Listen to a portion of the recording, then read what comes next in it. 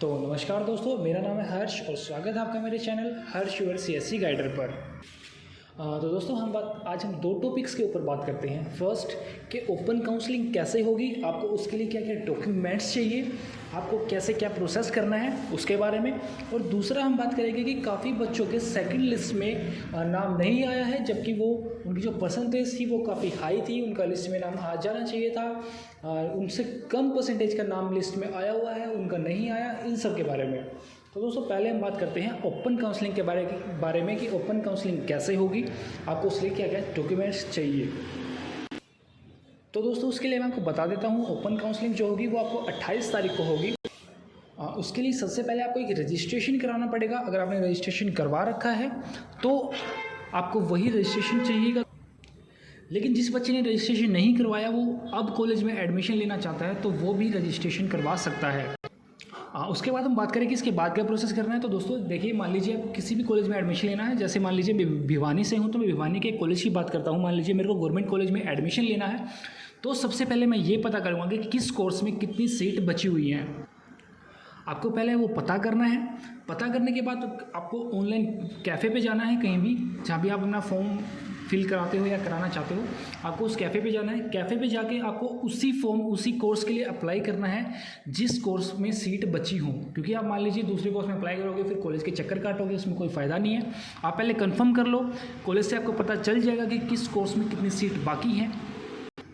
आपको पता करना होगा, उसके बाद उसी कोर्स के लिए आपको अप्लाई करना होगा।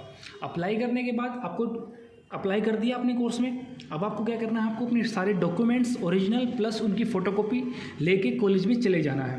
क्योंकि साथ साथ ओपन काउंसलिंग में क्या होता है, अगर मान लीजिए सीट खाली है, आप उसके लिए एलिजिबल हैं, तो आपको उसी टाइम आपका एडमिशन हो जाता है, आपके डॉक्यूमेंट्स सबमिट हो जाते हैं, आपकी जो फ़ीस है वो उसी टाइम पे हो जाती है। या तो ऑनलाइन, अभी तो मान लीजिए शायद आपकी ऑनलाइन ही पे होगी, ऑनलाइन काउंसलिंग में आपकी ऑफलाइन पेमेंट नहीं होगी।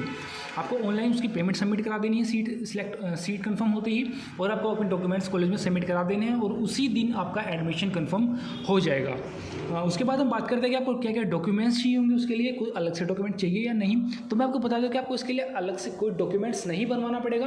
आपके जो डॉक्यूमेंट्स हैं, जैसे 10th 12th caste certificate, domicile, Aadhaar card, voter card, जो भी है, सिर्फ वही डॉक्यूमेंट्स आपको चाहिए। उसके अलावा आपको कोई अलग से डॉक्यूमेंट्स नहीं चाहिए। तो अभी सिर्फ आपको वेट करना होगा 28 तक का।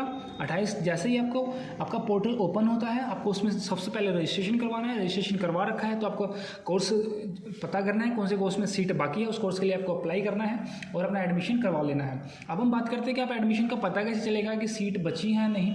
तो यार देखो, सबसे आसान तरीका तो ये है कि आपके कॉलेज में लिंक होने चाहिए। अगर आपके कॉलेज में लिंक है तो आपको 100% पता चल जाएगा कि किस कोर्स में कितनी सीट खाली है।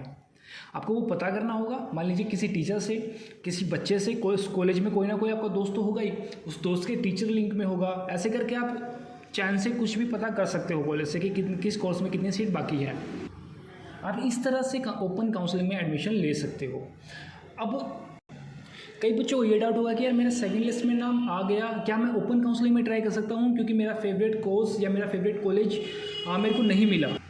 तो आप बिल्कुल एडमिशन ले सकते हो। उसके लिए भी आपको सेम प्रोसेस करना होगा, लेकिन उससे पहले मान लीजिए आपका सेकंड लिस्ट में आपका नाम आ चुका है, तो सबसे पहले आपको अपनी फ़ीस पे करनी होगी।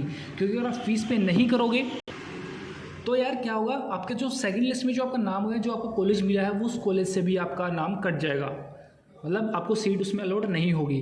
तो इसलिए आपको पहले फीस उसकी पे करनी होगी। उसके बाद आप ओपन काउंसलिंग में ट्राई कर सकते हो। अगर मान लीजिए आपको ओपन काउंसलिंग में आपका फेवरेट कोर्स और कॉलेज मिलता है, तो फिर आप उसमें से अपना एडमिशन कैंसिल करा सकते हो ना, और फीस आपकी रिफ़ंड करा सकते हो। इसके साथ साथ मैं आपको फीस रिफ़ंड का प्रोसेस भी थोड़ा सा बता देता हूँ कि फ़ीस रिफ़ंड कैसे होती है। उसके लिए आपको एक एप्लीकेशन लिखनी होती है कॉलेज में जाके।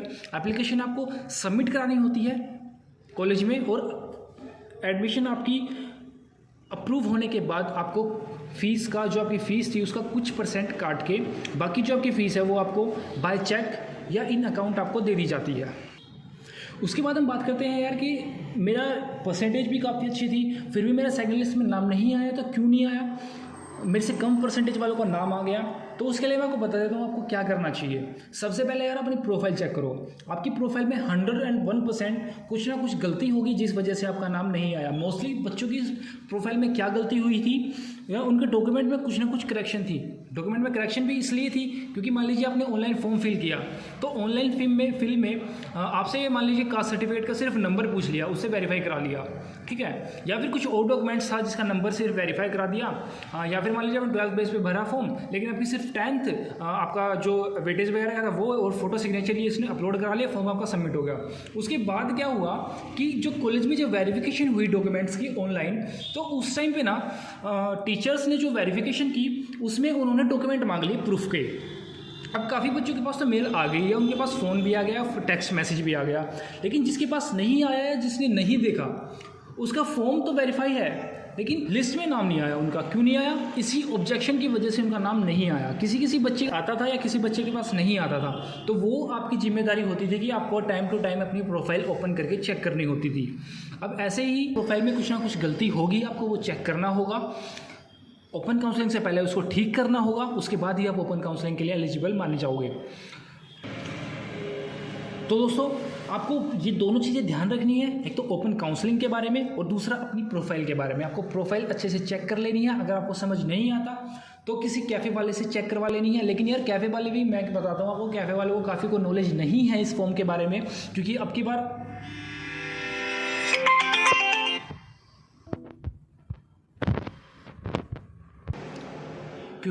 बार इसका जो फॉर्म का जो पैटर्न था वो काफ़ी चेंज हो चुका था कि फॉर्म कैसे भरना है, क्या करना है, कैसे डिटेल्स फिल होंगी, तो काफ़ी कैफ़े वालों को नहीं पता इसके बारे में। तो यार उस कैफ़े वाले जो भी जिससे भी आप कंफर्म कराने जाओ, वो उसको इसके बारे में थोड़ी बहुत नॉलेज होनी चाहिए, उससे आप चेक करा लेना।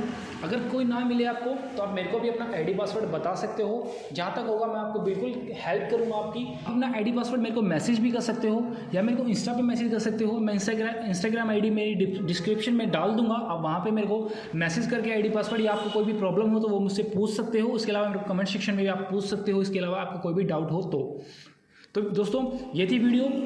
आई होप कि वीडियो पसंद आई होगी। अगर वीडियो पसंद आई हो तो इसे लाइक